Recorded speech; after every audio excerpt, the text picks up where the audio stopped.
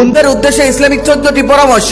Number 1, মেয়েরা জামা কাপড় চেঞ্জ করার আগে অবশ্যই বিসমিল্লাহির রহমানির রাহিম বলে দিবেন, না হলে আপনার আশেপাশে থাকা ফেরেশতারা লজ্জায় অনেক দূরে চলে যাবে আর দুষ্ট জিনেরা আপনার সবকিছু দেখে ফেলবে। নাম্বার 2, আপনি যখন ওয়াশরুমে যাবেন অবশ্যই দোয়া পড়ে নেবেন, তাহলে আল্লাহ তাআলা আপনার ও জিনের মধ্যে একটি পর্দা তৈরি করে দিবে, যার কারণে দুষ্ট জিনরা আপনাকে ইফতিজিং করতে পারবে না। নাম্বার 3, কোনো কিছু ফেলার আগে অবশ্যই বিসমিল্লাহির রহমানির রাহিম বলে নেবেন, এতে অন্য সৃষ্টির কোনো অসুবিধাই হবে না। নাম্বার 4, আপনি বাইরে যাওয়ার সময় অবশ্যই আপনার ঘরে থাকা ফেরেশতাদেরকে সালাম দিয়ে বের হবেন। আপনি ঘরে থাকা না অবস্থায় যে ফেরেশতাগুলো আপনার ঘর পাহারা দিল, ঘরে ঢোকার সময় অবশ্যই তাদেরকে সালাম দিবেন, এটা ভদ্রতা।